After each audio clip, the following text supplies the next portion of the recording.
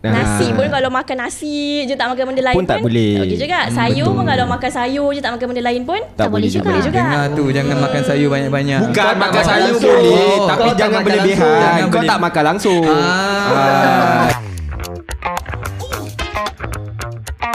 Podcast.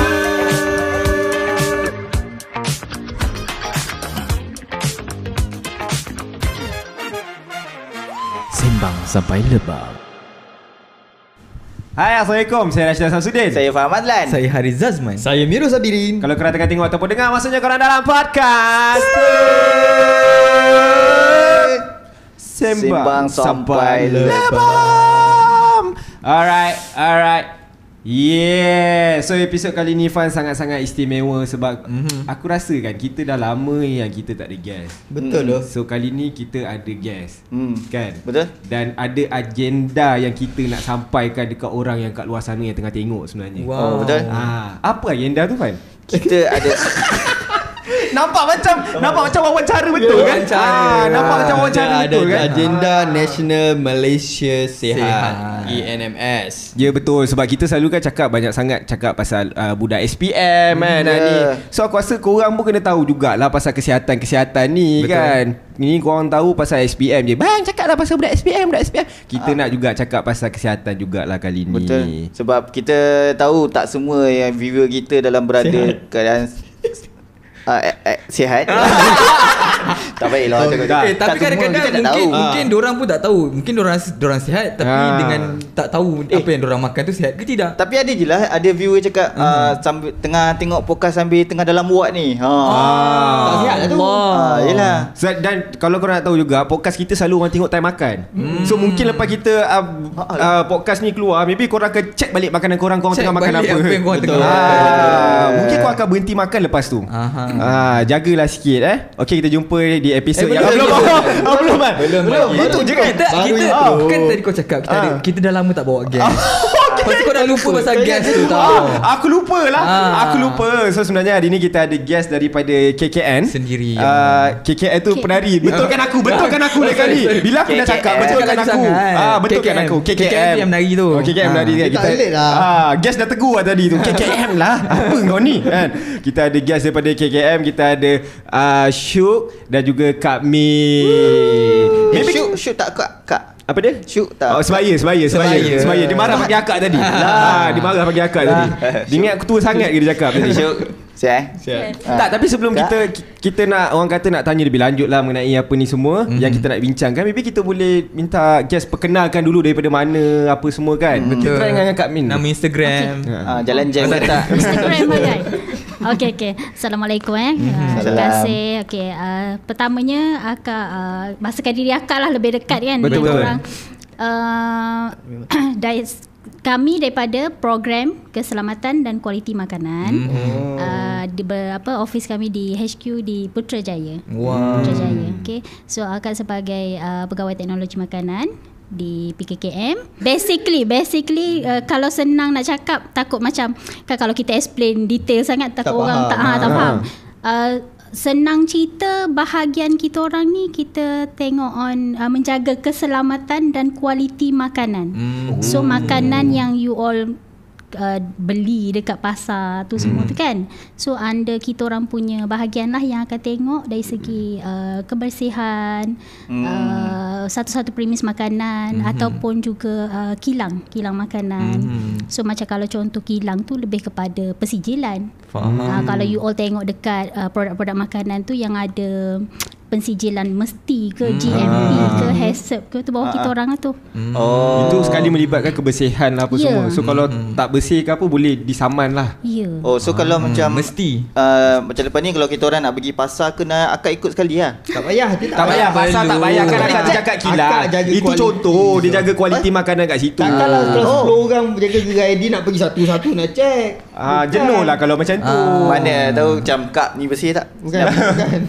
Dia macam ni sebenarnya kalau contoh kalau mungkin ramai yang tak tahu, negara kita ni ada akta makanan. Okay. So maksudnya sepatutnya macam kalau contoh industri ni dia lebih kepada macam sepatutnya bila dia nak buat satu-satu kilang ke, dia nak meniaga ke, dia kena ada knowledge pasal peraturan peraturan makanan tu sendiri.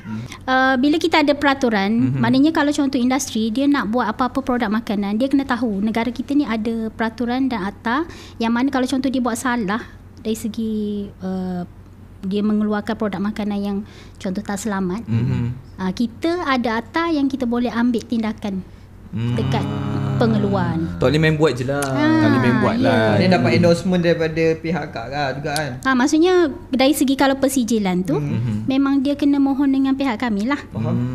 Jadi biasanya pihak kami lah yang akan turun padang cek audit. Ada audit lah. So tu serba sedikit lah tentang Department Akad kan. Yang kita akan tanya lebih banyak lagi sebab kita pun tak ada knowledge sebenarnya pasal benda ni. Betul. Mungkin korang yang dengar pun korang pun nak tahu juga kan apa benda ni. Takkanlah semua benda nak kena check kan. So kita akan tanya kejap lagi. Kita akan lebih pergi dalam kejap lagi kan. Okey, kita nak pergi dekat Syuk pula. Okey Syuk, silakan. Perkenalkan diri daripada department mana? Okay. Macam interview kerja pula. Macam interview kerja pula tiba-tiba kan. Kenapa nak kerja sini? Sorry tu. Expected salary. Expect salary berapa? Okay, so Assalamualaikum. Saya Syukrina dari bahagian pemakanan. Kalau Kak Bin tadi dari bahagian keselamatan dan kualiti makanan, saya pemakanan atau dalam bahasa mudah dia nutrition.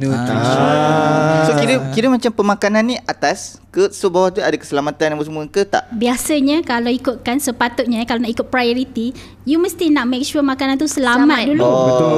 Okay? Selamat. Then baru you boleh decide nak yang sihat ke. Lepas selamat, yang tak sihat pun selamat. Kita semestinya dia sihat. So sihat tak sihat, dia pergi kat kita bahagian pemakanan. So akak tinggi ya. Dia bukan department tinggi. Dia Kepentingan Kepentingan makanan tu. Gaji sama je. Lain. Kita bukan nak buat pasal gaji, kita nak buat pasal kesihatan. Macam-macam. So saya sebagai pegawai sains pemakanan ataupun bahasa mudah dia nutritionist lah. Nutritionist. So bahagian kami ni tugas dia educate public, raise awareness. Lagi dengan trend yang macam-macam kan sekarang, makanan viral tu ni. So macam mana public nak bezakan yang mana okey, yang mana tak okey. Tapi kalau still nak enjoy the food, sampai tahap mana, macam mana nak balance, macam tu. Faham. So kira macam food fest apa semua tu tak sihat lah sebenarnya. Jangan kau tembak. Jangan terus tak sihat. Tembak tu kat dia. Ada sesetengah yang tak sihat. Macam mana betul. nak enjoy tapi balance. Dia bukan, kita tak ada makanan yang chop tak sihat.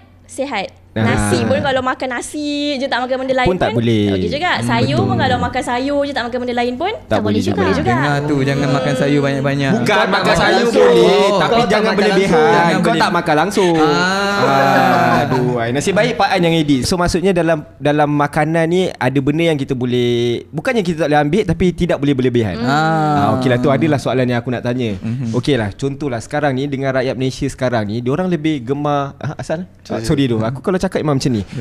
Diorang suka betul dengan benda-benda manis ni. Bagi saya lah kan, macam kalau orang Malaysia ni kalau manis memang diorang tak boleh lari lah. Nombor satu kan. Salah satu macam kawan saya kat sebelah ni. Sebelah ni.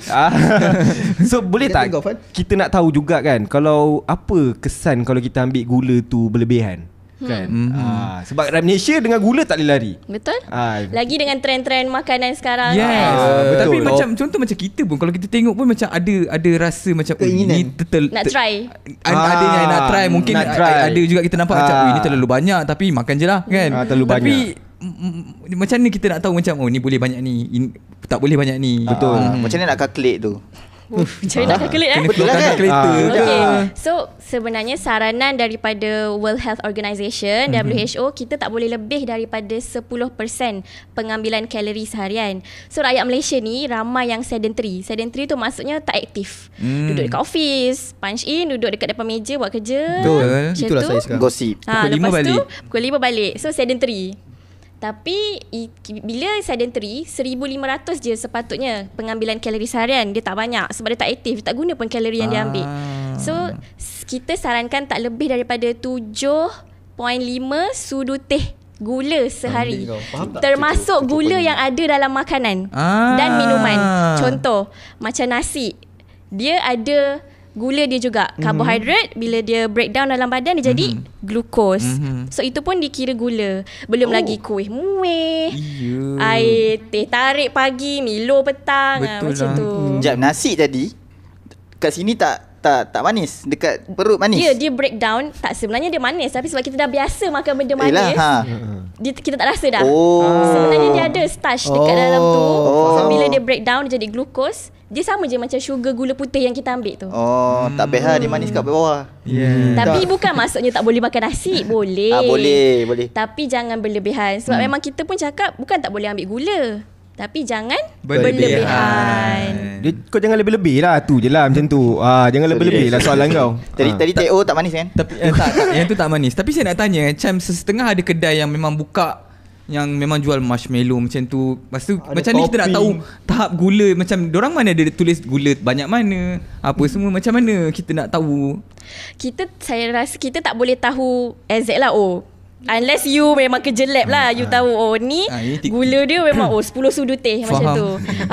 Macam tengok je tahu dah berapa tu. Sangat tu. Tapi kita sendiri tahu kan, macam nampak dah ada marshmallow lah, whipping cream, drizzle caramel. Kita sendiri tahu dia manis. So bukan tak boleh ambil langsung. Maybe dalam sebulan sekali. Lepas tu besok lusa minumlah air masak. Kena cukup. Kawal lah Kawal tu. Adakah ni best orang cakap lah, kita kalau dah makan manis, adakah dikena sulamkan dengan air putih? Tak ada ke? Tak, itu teori. air putih tu memang kena minum. Minum air manis ke tak minum air manis ke, air masak memang still kena minum. Cuma sulam tu mungkin maksudnya on top of minum air manis, jangan lupa air masak pun kena minum cukup. Itu je. Tapi you minum air manis sama je kan. You still kena minum air masak. Itu kata-kata orang obesity. Kau yang selalu cakap macam tu. Tak apa, balik aku minum air. Aku dah pesan jangan minum manis banyak kan. Obesity dia tanya, kau tak payah ni, nanti kalau dah minum manis, kau minumlah air suam banyak-banyak. Dia potong lah balik. Apa yang potong benda tu dah kat dalam. Macam minum sama banyak air suam dengan air manis. Itulah Kamarul, dengar tak Kamarul? Kamarul tu kau. Tapi tadi macam Syuk cakap kan, macam kena tengok juga dalam makanan tu apa. So itu dah macam dah melibatkan label kan. So nampak akak kepentingan kita nak baca label sesuatu makanan tu sebelum kita beli? Macam mana tu? Sebab sekarang budak-budak pun macam tengok, oi cantiknya packaging ni, ambil terus Ambil makan. je. Mana diorang Nampak pelajari cantik tengok packaging. makan. Dia nak upload IG story je tu. Okay, sebelum akak jawab soalan ni, survey jujur jawab sebelum beli apa-apa produk makanan. Kalau contoh korang pergi kedai kan, tengok produk tu, baca tak label? Mestilah saya tengok orang yang jual tu dulu. Sejujurnya kalau dah biasa dengan brand, dia tengok brand je, tak kan, jarang lah tengok. Ataupun tengok harga je. Memang kita itu macam biasalah di kalangan kita. Maknanya dia kurang kesedaran yang kepentingan baca label tu. Betul. Sebenarnya penting untuk kita baca label tu. Kenapa? Sebab daripada label tu lah sebenarnya yang kita boleh dapat maklumat mengenai apa produk tu. Maybe kalau korang kata produk tu memang korang dah biasa beli, korang tahulah produk tu apa. Tapi kalau contoh untuk benda-benda baru yang kita tak pernah tengok, tak pernah beli, so daripada label tu lah yang kita tengok produk tu produk apa, roti ke, biskut ke, kan. So itu antara maklumat yang kita boleh dapat bila kita baca label. Satu, produk tu berkenaan apa, produk apa. Yang kedua, kita boleh dapat maklumat berkenaan dengan apa ramuan yang digunakan dalam label tu. Senang nak tiru kan? Bukan nak tiru. Itu kalau you nak buat produk lah. Takkanlah kau nak makan jajan nak tiru. Deng-deng. Daging-dendeng tu sama je semua. Kalau rasa-rasa ada intention nak buka kilang tu, boleh lah kot. Boleh lah nak tiru. Tapi but you still tak tahu dia punya formulation kan. Betul. So biasanya ramuan ni dia akan declare dekat label supaya pengguna nak makan satu-satu produk tu, dia tahulah apa kandungan dalam produk tu. Supaya kita wajibkan juga yang mana kalau contoh produk tu dia ada mengandungi bahan allergen. Allergen. Apa tu kak? Allergen tu maksudnya dia adalah satu bahan yang boleh menyebabkan hypersensitivity kepada satu tubuh badan kita. Hypersensitivity. Kak berat sangat lah kak. Topik ni kak saya pening. Sabar. Senang cerita macam ni. Allergic. Cakap lah allergi. Okay, allergic. Pernah dengar allergic kan? Pernah. Macam contoh katalah Haris makan, tak boleh makan kacang. So kalau contoh produk tu katalah coklat tapi dia ada letakkan kacang. So, kalau contoh dia tak declare dalam ramuan dia ada kacang. So kalau hari makan tiba-tiba ada naik allergic. Kalau allergic yang biasa-biasa naik rashes, so tak ada masalah. Kan mungkin boleh makan ubat, boleh ni. Ada yang boleh menyebabkan lagi alahan teruk yang boleh sampai sesak nafas semua tu. Kan dah boleh membahayakan kesihatan. So maknanya dia kena declare kat label dia tu. Dia kan? kena declare. Ya. Bawah kita punya peraturan pun mewajibkan. Kalau contoh bahan-bahan makanan tu dia ada ramuan yang boleh menyebabkan allergen tu, dan dia wajib kena declare. Faham. So kita sebagai pengguna, itulah tanggungjawabnya kita bila kita beli satu-satu produk tu, Kena tengok. kita baca label. So kita tahulah kalau Lama ada contoh kacang kita tak boleh ambil. kita allergic untuk certain bahan tu, kita elakkanlah produk tu. Faham. Betul. Even kalau barang yang kita selalu beli pun, kita tak tengok belakang dia, kita tak tahu apa benda tu. Betul. Kan? Tapi itulah aku rasa masalahnya orang kita, diorang dah kena baru cakap, oh ni tak boleh makan, ni ada kacang ni. Dan naik allergic baru tahu. Padahal kau boleh elak dengan sebenarnya membaca boleh dulu elak, kan. dengan baca label. Kan? Tapi macam mana pula kalau jenis label yang banyak ayat-ayat saintifik dekat situ instead of That's why kalau ikutkan bawah kita punya peraturan, untuk you label satu-satu ramuan especially dekat label tu, you tak boleh nak guna nama yang saintifik. Contoh klorofluorokarbon lah. Apple contoh Apple. Apa nama saintifik dia? Apa? Appleization. Itulah Jangan apa benda. cuba-cuba. Jangan guna itu. Guna Apple common name. Common name. Contoh dekat ramuan tu, apa nama tu, you guna bahan apple, just letak apple. Jangan nak letak dia punya scientific name. Guna-guna Orang tak cantik faham. lah.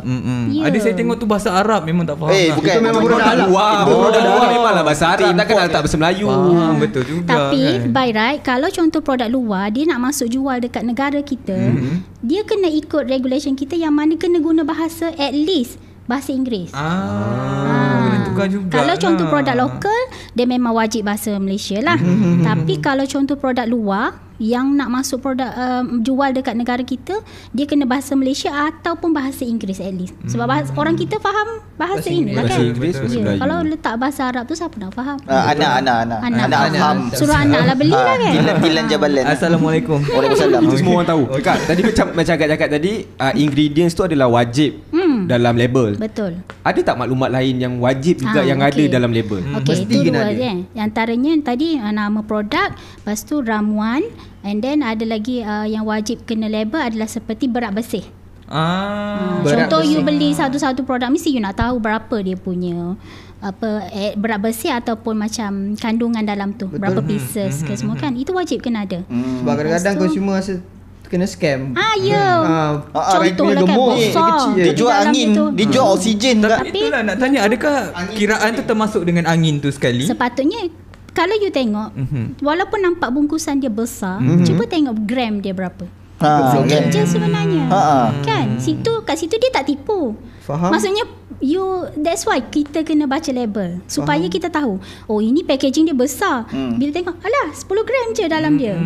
Betul lah kan? Sebab biasanya snack kan macam tu. Yes. Sebab dia Angin memang dia banyak. kena masukkan angin tu untuk jaga kualiti dia. Oh. Kan kalau dia buat betul-betul ni, nanti Dia memang ada pakai Pakai angin untuk dia punya- biasanya dia guna gas apa yang Dekat sini bolehlah kat karipap jangan buat. Okay. Karipap tak boleh lah. Biasa dah tipu juga tu. Tapi kalau kesalahan label ni, kita boleh ambil tindakan ke Kak? boleh. Maksudnya sebab Report je kita lah. ada peraturan yang memang ni untuk label. Maksudnya sebarang kesalahan pada label kita boleh kenakan compound. Oh, saya dah bayar hari tu. Dah bayar? Dapat diskaun. Kereta. Itu saman. Itu kompon saman bang. Pening Yelah, aku. bahasa Sorry. laymannya saman. Saman Orang lah. faham lah saman. Tapi kesalahan pada label. Betul. So tadi pasal berat bersih. And then lagi satu, kena ada juga maklumat pengilang.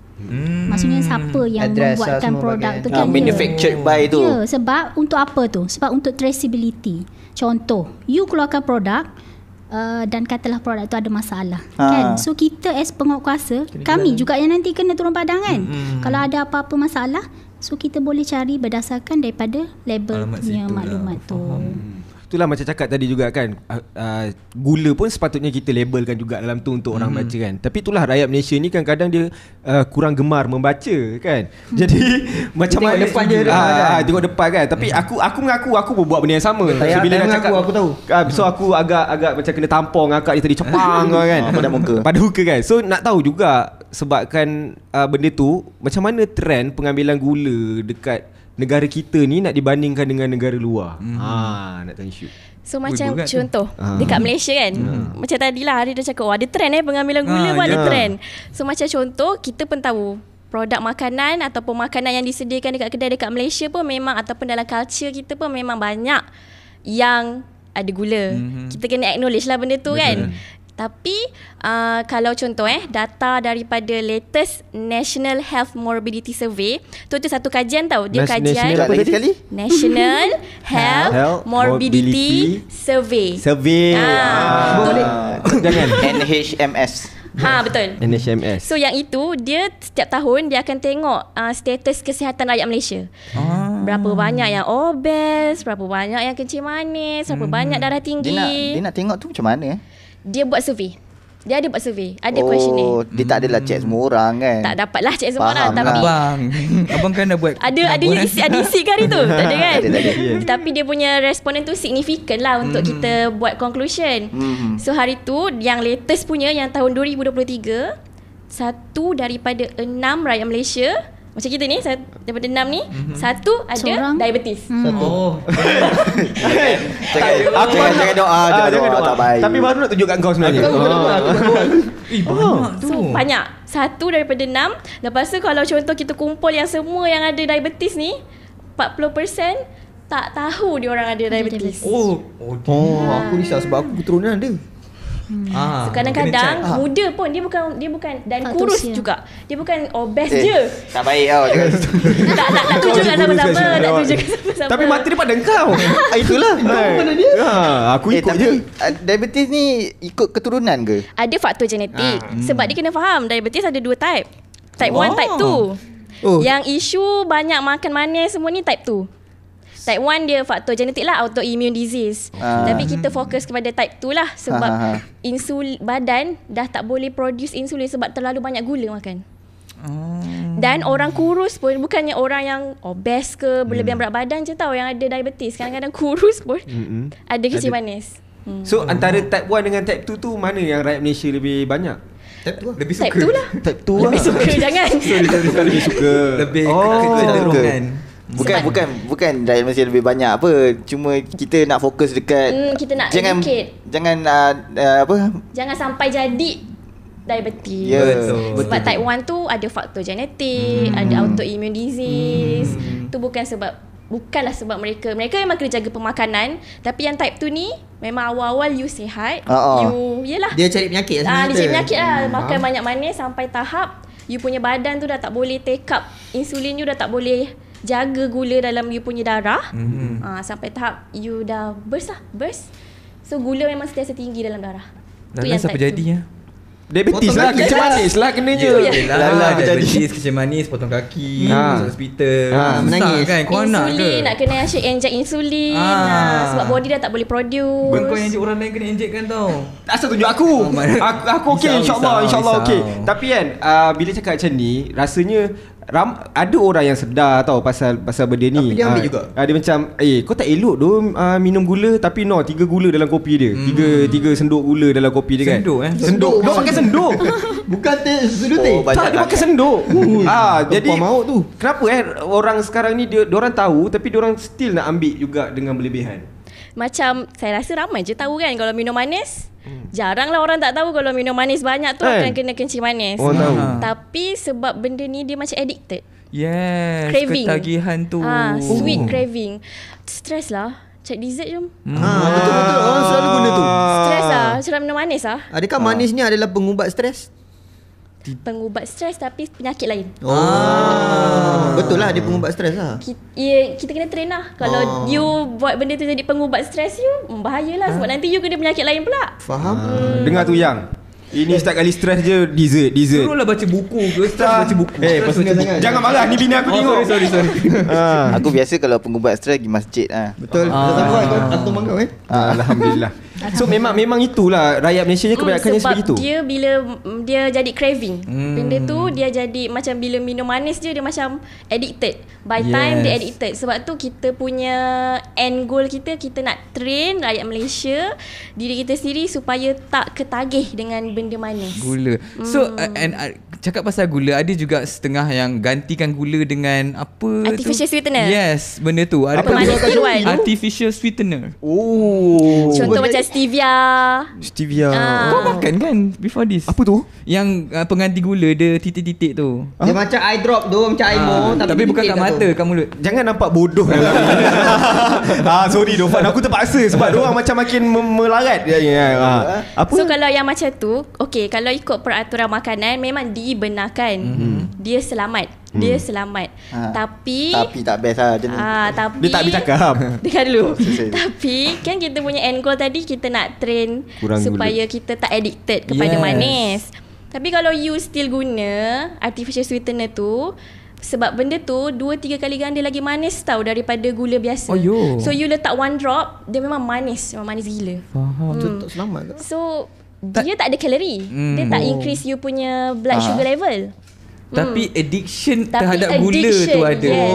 You still akan crave. Takkan semua benda you nak letak artificial sweetener. Okay, air you letak artificial sweetener. Tapi you still nak benda manis. So end up you akan beli dessert yang manis, kuih yang manis, masak pun nak manis. Macam takut curry pop pun letak juga tu. Cicah. Cicah. Boleh try lah tapi janganlah. So kalau kata dia tak ada kalori, tak ada. maksudnya dia tak ada kalori. Dia sihat ke tak sihat juga? Lah, Dia tak ada macam ni. Dia tak ada efek kepada blood glucose.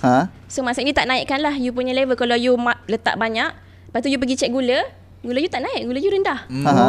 Dia tak adalah berbahaya sebenarnya. Tapi dia tak kita adalah apa yang kita nak bawakan ke sini supaya orang kurangkan gula. Sebab itu memang boleh dekat air, tapi dekat makanan macam mana kau nak kurangkan? Dessert.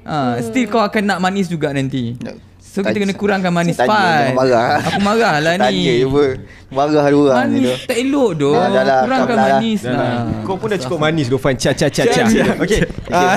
Okey, dekat akak juga yang kita nak tanyalah pasal labeling tadi tu kan. Macam mana kak kan untuk sesuatu produk tu kita nak labelkan dia kurang gula ataupun dia bebas daripada gula. Betul. Less sugar. Less sugar. Ada juga cakap tak ada gula, ada cakap kurang gula. Sekali minum manis juga. Ditipu ke ni? Okey, dia macam ni. Sebab bawah kita punya orang kata bawah peraturan makanan kita. So dia ada kriteria. Untuk satu-satu produk tu dia boleh claim. Kita bawah kita punya peraturan dia ada claim yang kita benarkan, ada claim yang kita tak benarkan. So biasanya claim yang kita tak benarkan ni yang berkait dengan kalau dia nak cakap satu-satu produk tu sesuai untuk kesihatan, memang kita tak benarkan. Tapi kalau macam contoh dia buat claim berkaitan dengan kurang gula, bebas gula, itu termasuk bawah akuan kandungan nutrien yang mana kita benarkan di bawah kita punya peraturan. Okay, so tapi bila dia nak buat satu-satu claim tu, dia kena make sure dia capai kriteria lah. Sebab kita dah tetapkan level untuk satu-satu claim tu dia nak buat, dia kena capai level seperti yang kita dah tetapkan bawah kita punya peraturan. So kalau contoh biasanya untuk satu-satu produk tu dia nak claim dia sebagai less sugar, dia kena ada dalam tu mengandungi 5 gram gula per 100 gram makanan tu.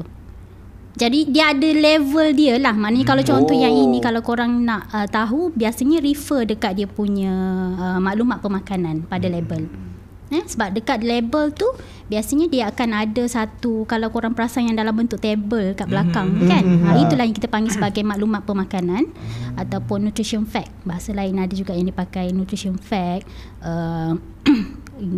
Dia akan nyatakan 2 kolom kat situ per serving dengan per 100. So korang tengok kat situ dia akan declare kat situ. Sebab kita bawah peraturan kita pun kita mewajibkan untuk declare total sugars tu. Jumlah gula dalam satu-satu produk tu dia kena ada. Jadi bila kalau tengok kat situ berapa jumlah gula, biasanya kalau contoh kita paling-paling kita tak tahu nak anggap pun, kita tahu satu sudu teh tu biasanya berapa, 5 gram kan Syuk? 5 gram gula dalam apa nama tu, satu sudu teh tu. Jadi kalau kita tengok dekat maklumat pemakanan tu, katalah dekat untuk per serving tu 15.5 gram. Nampak tak kat situ berapa sudu gula kat situ? Saya bab nombor ni saya pening tapi Contoh lah, tiga. Kamu Nasib baik ada orang make up. 15 gram lah, senang. Tak payah Bila point-point. akak sebut nombor tadi saya dapat atas dah. Ada Ni point. kali Ada point. point. Ada point kau dah lari. Bukan. Kita mendengar tak expect pula ada soalan. Yang itulah. Itu yang aku terkejut tu. Dia kena quiz sikit lah, baru korang Okey, kan. 15. 15. Okey. So katalah korang tengok dekat per serving tu, tengok dia punya total sugars dia adalah 15 gram. Kau try tu bahagi kan dengan 5 gram. Kat situ dah 3 sudu teh. Ya tu. Kan? Dengan korang minum satu serving apa tu air tu je. Tapi saya nak tanya lah, macam ada setengah air berkarbonat yang ada tulis zero lah. Macam orang yang macam memang nak jaga gula ke apa, dia akan terus ambil kan. Nak tahu benda tu memang betul-betul tak ada gula ke? Betul Sebab zero. macam ada je rasa-rasa manis dia. So siapa contoh minum? macam air gas kan, dia claim zero sugar. Yes. Macam tu. Macam yang tadi kita borak tu lah, yang dia guna artificial sweetener. Oh mana dia Sebab macam tadi kan artificial sweetener kan dia tak ada kalori kan. Yes. So bila dia hantar lab test, dia tak reflect tau dekat total sugar. Oh. Total sugar you akan zero. Walaupun you guna aspartame, apa tu, Asparagus. stevia, macam tu. So maksudnya sihat ke tidak kalau orang yang macam ada orang macam nak minum air gas kita ambil yang zero tak ada gula. Oh dia tak ada dasar penipuan lah. Maknanya tapi mana Dia tak pihak tipu, dia tak tipu. Tapi kalau korang pihak tengok, korang tahu lah benda tu dia pakai dia akan jadi addiction tu pula. Manis. Faham tak? Sebab tu tadi macam Kak Amin cakap, kita kena tengok ingredient. You tengok dekat nutrition fact tu, total sugar kosong. Depan pun dia dah claim dah zero sugar. Which is betul lah, dia tak tipu. Sekali dekat ingredient ada aspartame. Macam tu. Contoh nama Aspartame tu gula. ya, pengganti Boleh gula tipu. tu lah. Ingat ikan patin. Bukan. Sedap So bila macam tu, kalau sihat tak sihat, dia back to kita punya initial goal tadi lah. Yes. Kita nak train kan kita punya taste bud. Kalau dari segi dia better lah compare to yang memang ada added sugar banyak tu. Sebab dia tak ada kalori, dia tak contribute kepada you punya daily kalori. Tapi you addicted lah dengan benda manis. Ya. Itu yang tak eloknya. Itu yang je kita tak nak. elaknya. Okey Kak, bila cakap pasal label juga, ada ke nama saintifik lain untuk gula ni? Maybe orang tengok orang macam ni gula rupanya, orang tak tahu kan. Yelah biasanya bila kita baca label, kita akan cari ada tak gula kan? Betul. Gula. Oh, tak ada. Sebenarnya selain gula tu sendiri, nama lain bagi gula, dia boleh guna sebagai sukrosa. Ya, sukrosa, fruktosa. Itu nama BM dia lah. Kalau English, sucrose, fructose, dextrose, Laktos. Bukan. ya, laktos betul. Dalam susu tu First time kau nampak bijak. gula dalam Biasa susu. beli susu. Gula semua jadi. Biasa beli susu ada anak kan. Lupalah. Ya, tu antara nama lain. So maksudnya lepas ni kalau contoh you baca label, kan tahulah maknanya bila baca dekat belakang tu kalau nampak ada sukrosa tu, so maknanya dia ada lah. Kalau macam saya lupa kan. Kalau os tu gula lah. Habis je glucose, fructose. Selalunya. Sucrose, Kebiasaan. dextrose, maltose. Wih, banyak juga lah. Ataupun ula-ula. Apa Tak boleh itu. Tak boleh. Lain. Itu anak kau je. Tapi apa beza macam kita tahu gula kan? Apa beza fructose ni apa? Okey apa beza ni aku cerita. Tak, kau bukan KKM. Kau diam je. Okey. Mungkin yang tu Syuk boleh Boleh detail out tu. So, contoh apa beza macam fructose lah, lactose. Dia sebenarnya nama saintifik lah sebenarnya. Okay. Contoh macam ni technical sikit lah Dia kalau gula dia ada monosakarida, disakarida. Faham. So yang Tak disakarida payah buat faham lah. Sakarida. baru cakap jenis okay. Disakarida tu dia ada dua komponen lah. So contoh macam macam ni sucrose, macam glucose dia boleh pecah lagi. Jadi sucrose dengan lactose ke itu contoh lactose itu memang gula semula jadi yang ada dalam susu. Kalau fructose dalam buah fruit. Kan? Bijak. Aku nak jadi bijak tadi tau. Kalau dalam tebu Tebu sugar cane toast. Tebu apa? Kategori apa? Buah ke? Susu ke? Pokok. So dia glucose sebab sugar kan kita selalu guna buat sugar cane, kita buat gula kita ambil tu. So dia glucose. Dia Glucose. Itu je beza-beza dia sebenarnya. Macam tadi pun Syed dia cakap kan, yang macam kita cakap tadi pasal karbohidrat pula, apa karbonat tu tadi kan dia pakai apa? Tiruan. Tiruan kan. So kita nak tahu pendapat Syu sendiri, pengambilan gula tiruan dengan gula yang kita selalu ambil yang biasa punya tu, mana lebih ni? Dia pengambilan gula tiruan ni, kalau ikut peraturan keselamatan, dia dibenarkan, dia selamat. Kita tak ada, pernah dengar tak kadang-kadang ada orang cakap boleh buat kanser lah kalau banyak. Dia tak ada conclusive evidence lagi ke arah situ kan. Kajian semua dah buat, kita tak boleh, memang tak boleh nak conclude yang you ambil artificial sweetener you cancer, ataupun cancer you tu because of you ambil artificial sweetener. Kita tak boleh lagi, tak sampai tahap tu lagi. So tapi dia selamat, which is why dia selamat. Tapi kita tak nak addicted lah dengan benda manis. Bila kita tak nak addicted dengan benda manis, try to avoid lah benda tu, sebab dia 2-3 kali ganda lagi manis daripada gula biasa. Sebab ada setengah juga yang macam aku ambil ni banyak-banyak tak apa sebab healthy. Dan lagi satu, kalau orang yang biasa lah, yang memang dia macam dia punya taste bud tu memang pandai, maksudnya dia macam rasa lain tau rasa gula artificial sweetener ni. Dia ada sikit rasa macam chemical, macam dia tak sedap lah dia punya rasa tu. Tapi dia very very mild lah, sebab industri pun mestilah tak nak produk diorang rasa tak sedap kan. Betul. Tapi kalau you orang betul-betul tahu, you boleh rasa, especially yang macam kalau dekat overseas tu yang macam aspartame yang dalam uncang, dalam serbuk, dia bukan yang drop. Stevia tu yang drop. Dia yang lab made. Daripada lab tu dia buat artificial sweetener, macam tu. Sebab kalau stevia dari pokok. Macam-macam gula dah boleh dapat. Aku pening lah benda ni. Aku dengar pasal gula ni, takut aku yang naik gula sekejap lagi ni kan. Dengar je kan. Tapi kan kalau nak katakan gula, macam nama common lain lah daripada gula. Contoh yang saya tahu caramel. Kalau korang tahu itu adalah gula. Itu je lah yang aku tahu. Ada ke benda-benda yang kita tak tahu? Macam mana nak buat caramel? Aku pakai gula kan? Ambil gula putih, masakkan dia sampai jadi kuning. Biasa buat kita masak masak baik dia. So benda tu kau dah tak payah tanya kot, dah tahu jawapan dia kan. Sebab itu yang aku tahu. So mungkin ada yang orang kat luar sana tak tahu nama lain yang common, sedangkan dia ada pernah ambil. Dia pernah ada dalam minuman dia ke, makanan dia ke. So contoh macam dekat ingredient kan, dia tak tulis sugar, dia tak tulis glucose, dia tulis high fructose corn syrup. Allahuakbar. Carut apa tu? Bukan. Sorry. So dia buat daripada jagung. So dia akan syrup tu dia high in fructose. Memanglah ada orang juga pernah cakap macam fructose kan gula semula daripada buah. Bukan ke bagus kan daripada buah. Tapi kita kena faham juga, it's still gula. Kita sarankan buah ambil dalam original form. You makan buah macam tu, bukan you ambil gula dia. Betul. You masukkan dekat air ke apa macam tu. Sebab kita sarankan ambil buah, sebab dalam buah ada vitamin lain, ada yelah khasiat-khasiat lain. Tapi at the same time kita kena acknowledge lah yang dia high in fructose. Dan fructose ni one thing, dia dalam badan kita dia dihadamkan dekat liver tau.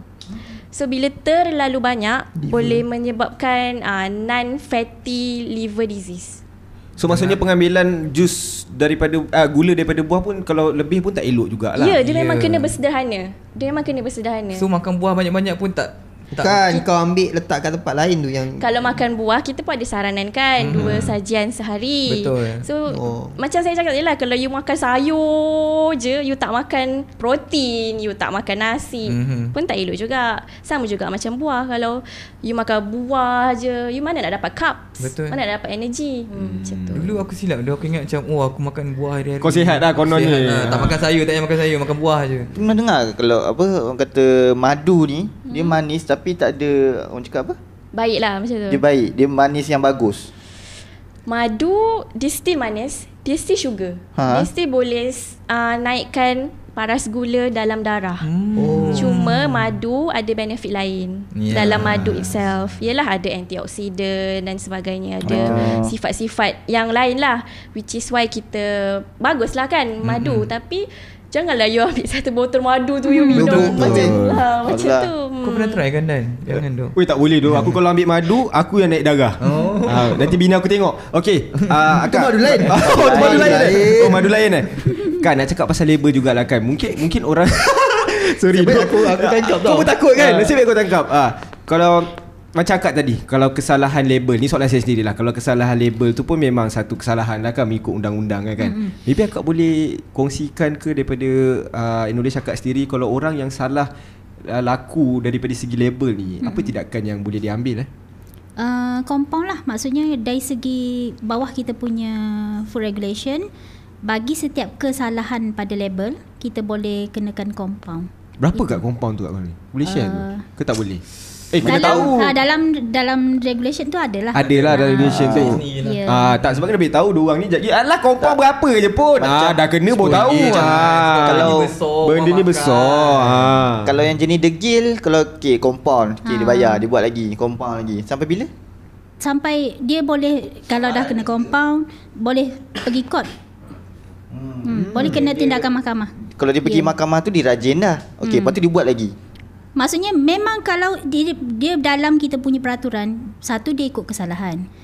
Dan kesalahan tu pun boleh ada yang sampai denda sahaja ataupun dipenjarakan pun ada. Penjara dengar tu. Yang main-main. Jangan pergi penjara tau. So kalau macam tu tugasnya adalah kena, kalau daripada Department Akak sendirilah, memang akan pergi buat bukan serbuan, orang kata pemantauan lah. Pemantauan berkala tu ada. Jadi maksudnya macam kita, kalau kita sebagai biasanya industri lah yang pengeluar produk kan, dia kena tahulah, maknanya negara kita ada undang-undang berkaitan dengan siapa-siapa yang nak mengeluarkan produk makanan. Jadi dia kena ambil tanggungjawab yang dia kena make sure produk makanan yang dia hasilkan tu dia kena selamat dan kualiti. Semua tu dia kena jaga. So dari segi label pun kena comply. So pada korang, kalau nampak muka akak ni niaga, so jaga-jagalah. Kak, kalau macam label tu kan Kak, dia macam ada ke template dia? Macam okey, yang pertama kita kena letak kandungan gula berapa. Yang ni yang bawah baru letak lain pula. Dia gini, template khusus untuk label tak ada lah. Cuma apa yang kita boleh bagi tahu adalah apa perkara yang wajib ada pada label, macam yang tadi yang dah explain tadi kan, yang apa yang wajib ada. So kalau contoh bila perkara yang wajib ada tu tapi dia tak ada tiba-tiba dekat label tu, salah lah. Okay. Kalau macam apa nama tu, nak kata kena ikut turutan total sugar dulu ke apa, dari segi maklumat pemakanan tu memang kita ada template khusus apa yang wajib dia declare. Macam contoh energy, fat, protein, karbohidrat, total sugars dengan sodium, natrium tu lah. 6 benda ni wajib ada. Itu dalam maklumat pemakanan punya template lah. Walaupun dia kosong, dia kena ikut template itu. Tapi untuk level tu, katalah dia tak ada sugar tu kan, kosong lah kat situ. Dari segi template itulah. Contoh juga kalau macam makanan tu, contohlah makanan tu orang kata memang tak sihat lah. Makanan tu macam tak bagus untuk kesihatan. Boleh diproducekan juga ke? KKM boleh terima juga macam ni lah. Maknanya atas tanggungjawab industri, dia kena self-regulate. Maknanya dia kena tahu negara ada undang-undang dan sepatutnya dia ambil tanggungjawab tu untuk kena tahu. Contoh dia buat kesalahan mencampur aduk bahan-bahan benda yang tak selamat kan dalam makanan. So dia kena tahu, nanti kita boleh ambil tindakan kan. Tapi kalau contoh dia buat juga, so memang sepatutnya lah kita boleh ambil tindakan. Ya. Kalau macam contoh dia letak gula tu banyak dalam minuman tu. Macam contoh biasanya kita kena fikir macam ni juga. Industri dia takkan nak keluarkan produk yang dia akan rugi. Betul. Kan tu semua costing. So takkan dia nak buat satu produk yang dia akan tambah benda yang berlebihan yang akan melibatkan penambahan kos di pihak dia pula. Tapi mungkin dia buat secara moderately ikut formulation dia, tapi mungkin dia tak sesuai diambil oleh untuk certain orang yang jaga kesihatan. Kan? So kita sebagai consumer lah pula ambil tanggungjawab tu dengan baca label, kita tengok. Kan? Kita nak produk yang macam mana. That's why kita baca label tu. Lepas ni kena start baca label. Betul lah. Aku pun rasa lepas ni cukup bulan nak beli barang dapur, kena tengok label lah. Mau 3 jam kau kat dalam tu nanti. Nanti bini aku tanya, asal lama? Tengok podcast tu. 5 jam aku kat supermarket. Okey. Kita mission kita nak mengurangkan gula kan. Kita kena tanya Syuk jugalah. Macam mana, apa tips-tips orang-orang yang macam Adan suka minum kopi lah hari-hari. Betul. Mirul suka makan manis-manis setiap pagi. So apa tips-tips? So contoh macam tadi kan ada cakap yang kalau pergi pasar raya nak baca label tu, yelah detail kan banyak. Pernah dengar tak logo pilihan lebih sihat atau healthier choice? Healthier choice yang Dia kalau 3 kali maksudnya tak pernah dengar tu. Healthier choice Aku pernah nampak dia macam macam tu kan. Dia jalur, lepas tu warna kuning merah. Bukan. Merah. Buatan Malaysia. Itu mesti. Yang itu maksudnya produk tu dia kurang gula. Dia kurang gula, tapi contoh kalau air dia kurang gula. Kalau roti dia whole grain ke whole meal, lagi banyak fiber macam tu. Dia adalah a certain criteria yang KKM tetapkan untuk produk tu boleh dapat logo pilihan lebih sihat. Tapi kalau nak senang, kalau tak nak spend sampai 5-6 jam dekat pasar raya, cari produk yang ada logo pilihan lebih sihat, grab je. Saya dapat tips. Paling tak ada 5 jam. Itu kalau nak belilah, kalau nak membeli, nak shopping. Kalau dari segi tips macam contoh beli air kopi ke kan, dekat kedai-kedai yang viral-viral semua ni, mungkin kita boleh minta yang contoh macam ada kan a few brand yang dah ada boleh you set less sugar, you nak 25% je, ataupun cakap dia tak nak manis macam tu. Whipping cream tu kalau boleh memang taklah whipping cream drizzle tu sedapnya, tapi tak payahlah. So kita boleh minta yang less sugar macam tu. Kalau buat sendiri kat rumah, 1 sudu teh dah cukup dah. Betul. Kita kena train. Yes. Macam tu logo dia. Pandai. Kan? Mana ada kuning. Lain pula aku tengok. Buatan Malaysia. Aku ingat hijau itu. Abang yang tu kan. Kau colour blind. Adan. Okey, macam Adan sendiri pun kau pun pernah mengurangkan gula kan? Saya pernah Share sikit. diet kurangkan gula. Diorang cakap kalau kurangkan gula ni boleh cepat kurus. So dulu saya memikirkan macam saya dah makan lauk, dah ada nasi, dah cukup gula lah. Tapi one day tu pergi check dengan doktor, dia kata gula dalam badan saya rendah. So saya mungkin sebab time tu tak ambil breakfast lagi. So dia kata awak muda, awak tak ambil gula, kena ambil. Tu yang berat dah naik sampai 65 sekarang. Alhamdulillah. Betul. Tak patut alhamdulillah sebenarnya. Tak patut alhamdulillah. Lepas tu doktor bawa keluar, belilah produk saya ni. Bukan.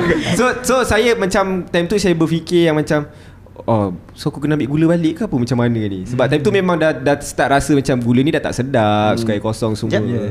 Asal ni? Kurang gula.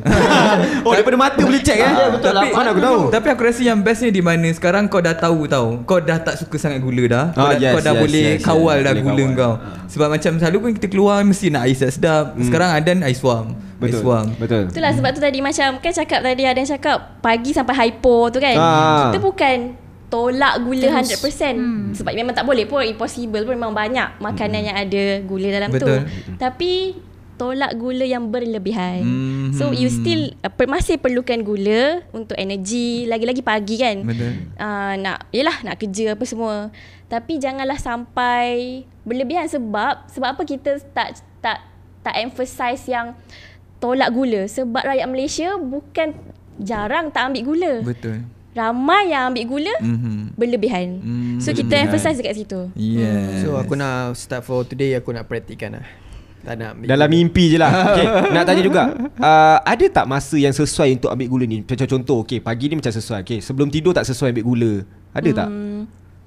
Itu macam kita tak adalah saranan yang tetap. Sebab kita sarankan berapa sehari. Right. Tapi kalau saya sendirilah, sebab kita nak tidur, so kita tak guna banyak energi lah, selain daripada kita punya metabolic energy sendiri je. So tak perlulah minum manis sebelum tidur. Macam tu. Tapi kalau pagi, sebab tu kita kena breakfast. Jangan skip meal. Diet juga. Tapi diet is jaga portion, jaga seimbang, ada sayur, ada protein. Tapi bukan diet tu maksudnya tak makan breakfast, tak makan lunch. Tu yang jadi hypo. Tu yang jadi tak larat. Lagi kalau sebelum ni you memang minum manis, lepas tu you drastic, tiba-tiba esok bangun pagi, aku tak nak ambil gula langsung, breakfast pun tak, memang kena pergi klinik yang hypo. Memang demam. Okay, last question. Macam mana pula kalau orang tu dia macam Ada juga yang macam kerja macam contoh kerja buruh kasar, kerja kuat lah kan. Perlukan banyak pakai tenaga kan. So diorang pun ada cakap juga, aku memang kena minum manis sebab aku kena buat kerja-kerja berat. So kalau macam tu memang sebab contoh macam tadi keperluan kalori seharian kan. Kalau sedentary, dia rendah keperluan. Tapi kalau memang you yang kerja banyak kan, kerja labor yang macam memang guna tenaga banyak, memang akan burn the kalori. Dia bukan isu kalori je pula bila part tu, sebab memang kalori you perlukan. Tapi kita kena faham, gula tu dia tak ada khasiat lain tau. Dia cuma ada glukos je. Tapi kalau contoh macam buah ke kan, dia ada glukos dan vitamin lain. Yes. So why not you ambil benda yang boleh bagi you energy, tapi at the same time ada benefit juga untuk you punya health. Sebab macam nak sihat pun perlukan vitamin, perlukan fiber, protein untuk muscle. Sebab kalau muscle you tak kuat, macam mana you nak buat kerja-kerja seharian macam tu. And lagi satu, kadang-kadang ada orang kan bila dia dah cut sugar, lepas tu berat badan turun. Betul. Tapi kita kena tengok yang turun tu apa, muscle ke fat. Apa yang turun? Tak tahulah, macam fat ada lagi ni. Sebab takut yang turun tu muscle. Bila muscle tak cukup, fat lah yang lebih dalam badan. So bila fat memang nampak kurus, tapi dia punya percentage fat dalam badan dia tu tinggi. Ada orang nampak macam berisi sikit lah, tapi dia lean, masa dia tinggi. Macam tu. Kau bukan berisi sikit, kau banyak. Aku lean. Tahu lean. Faham. Nice. Akak pula. Kak boleh tak advice untuk pendengar yang dengar ni ke apa, macam mana kita nak memilih produk tu sendiri, produk makanan tu sendiri dalam memilih produk? Senang cakap macam Adan ni malas, tapi cara yang paling senang nak cepat nak baca tu. Tak ada kita nak tengok satu. Kenapa yang buruk semua aku? Mestilah. Betul juga. Contoh. Okay. Dia kalau nak cara senang macam tengok logo sekali apa tu susah jugalah. Tapi biasanya apa yang kita advise memang kalau contoh nak beli produk tu better you baca label lah. That's why orang dah buat label macam-macam tu kan. Kalau you tak nak baca semua, at least you baca maklumat-maklumat penting tu lah. Yang dalam kotak tu pun at least. Yang contoh kalau yang nak tengok gula tu, tengok di part yang maklumat makanan kan, then part ramuan kan. Dan selain daripada itu part label. Kalau contoh untuk dari segi nak kata dia produk yang lebih berkualiti, macam tadi yang healthier choice ni lebih kepada yang lebih sihat. Kalau bawah kami punya program untuk produk-produk yang lebih berkualiti, biasanya yang ada dapat persijilan lah. Kalau tengok, kalau perasan dekat label tu, kalau contoh dia ada logo GMP, Good Manufacturing Practice, HACCP, ataupun paling ni adalah logo mesti MESTI tu, yang warna biru bulat tu kan. Mesti apa tu? So mesti tu adalah makanan selamat tanggungjawab industri. Nama panjang dia kan, nama panjang tak ingat pula. Sebut nama pendek dia mesti. So mesti tu at least bila you tengok dekat label yang ada logo-logo tu, biasanya lebih terjamin dari segi dia punya hygiene. In terms of quality, lebih tu lah. Lepas tu selain daripada tu, apa yang kami boleh nasihat adalah amalkan 3 benda ni. Lihat, hidu dan rasa. Lihat, hidu dan rasa. Ini adalah untuk tips yang kita biasanya untuk elakkan keracunan makanan lah. Kan biasanya roti. Ikutlah, maksudnya kalau contoh apa-apa produk, normally kalau produk especially produk yang fragile macam susu ke, kadang kita beli, kita dah simpan peti ais kan, naik kulat juga. Mungkin kita simpan lebih daripada tempoh yang sepatutnya kan. So sebelum kita minum tu, kita tengok dulu ada tak perubahan dari segi bentuk. Kan kalau contoh tengok macam macam biasa je, cuba hidu, ada bau masam tak? Kan kalau macam tak ada, bila minum memang ada rasa masam. So elakkan. Jangan minum glok-glok rasa mampus. Masam sedap, yogurt kot minum lagi. Janganlah macam gitu. Tapi soalan serius lah, saya nak tahu, lepas kita dah buka susu macam susu Dash Lady ke apa kan, letak dalam peti ais, berapa lama kita boleh letak? Dia biasanya you tengok dekat label tu, dia akan tulis. Biasanya dia akan recommend kat situ, selepas buka habiskan. Contohnya kalau dia akan letak kat situ, sila habiskan selepas 3 hari lepas dibuka. Betul. So better you ikut apa yang disuggest lah. Bukan ikut expired date kan, bukan kan? Sebab dia expired date tu merujuk kepada produk itu yang dia jual dekat shelf tu yang sebelum you all buka. Dia punya tempoh masa tu. Tapi pasal tak tahu nak soalan ni kena ke tak kan. Beli susu tadi, kalau dia kemek, adakah Dia macam ni, kemek tu merujuk kepada biasanya yang dalam tin kan. Orang kata kemek tu dia boleh jadi dua sebab, sama ada handling pun ya juga. Mungkin dia dari segi dia susun tu baling-baling ke, boleh jadi kemek juga. Tapi lagi satu sebab mungkin boleh disebabkan oleh dia dah contaminate. Maknanya dah tercemar dalam tu, ada mikrob ke apa. Jadi dia memang dah tak selamat untuk dimakan lah. Kemek. Tapi you kena mungkin sebab perasan juga sometimes ada kedai-kedai tu dia jual, tapi kita tengok produk apa nama tu yang susu pekat manis tu kan, biasanya tengok semua pun kemek, mungkin handling. Tapi untuk kita ambil jalan selamat, kita elakkan. Kadang saya buka tengok. Tak boleh, ni kena beli dah. Betul balik. Tak boleh. Orang macam kau ni boleh kena saman ni lah. Kak, macam tadi agak cakap kan, keluar sijil tu daripada KKM sendiri kan, macam mesti tu semua bagai kan. So itu memang kawalan ketat lah kan untuk dapat sijil tu supaya produk kita ada audit dia semualah. Faham. So lepas ni kalau korang yang kat luar sana, make sure cari, nak senang mesti dan pasti. Apa dia? Healthy choice. Healthy choice. Mesti healthy choice dan lebih sihat tu. Dan lagi satu, yang tu lah, yang healthy choice tu yang lebih sihat. Kalau yang untuk persijilan makanan selamat ni, kita ada at least mesti. Ataupun GMP atau HACCP. Handsome saya HACCP. So maksudnya kalau adanya sijil-sijil ni di label tu, maksudnya dia lebih selamat lah. Lebih selamat dan kualiti. Wow, kita dapat banyak knowledge hari ni. Doa aku rasa aku seorang yang berilmu hari ni. Betul. Aku nak war-war kat orang. First time aku rasa podcast ni paling bermanfaat dan faedah sekali. Podcast ni aku rasa boleh tunjuk kat anak aku lah. Anak kau 2 tahun tak faham lagi. Tak faham lagi. Anak kau tak faham lagi. Jadi maybe kita pun dah sampai berhujung kan. Boleh tak share ke kalau macam mana diorang nak tahu lebih lanjut mengenai program-program ni ke apa ke, website ke? Kalau kami di PKKM, kita boleh buka kita punya Facebook, Facebook BKKM HQ. PPKM HQ BKKM, BKKM HQ. Type saja di Facebook lah. So apa-apa maklumat semua boleh tengok di Facebook sajalah. Betul. Senang.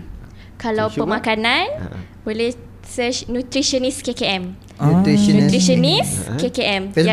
Facebook ada, Instagram ada, TikTok ada, banyaknya. X ada, YouTube ada. So kena menari ke apa kat TikTok? Tak ada. Gurau. Jangan marah lah. Gurau je. So kalau nak tahu maklumat lebih lanjut mengenai nutrition, boleh pergi sebab tu. selalu dekat situ kadang-kadang kan, yelah ada trend viral lah apa-apa. So kadang-kadang ada nutritionist kami akan kupas lah isu dekat di social media. Faham. Yang menari je carinya. Dia macam KKM ada TikTok, cakap di Facebook je untuk apa-apa. Sebab diorang nak kena explain dekat budak-budak macam mana pemakanan, dekat ibu mengandung, parents.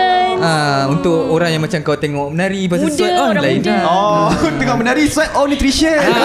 Gula ni tak elok. Faham. So sebenarnya BKKM HQ, kau tersasuk sebut BKKM HQ pun ada social media lain juga kan? Ada Instagram, ada Facebook dan ada X, semua ada lah kan? Tapi kalau nak lebih lanjut, lebih aktif di Facebook. Betul. Jadi itulah, aku rasa dah banyak dah kita share pengalaman pula, share maklumat-maklumat tentang makanan ni. Amat penting. So korang kat luar sana pun kena, orang kata, aware diri sendiri.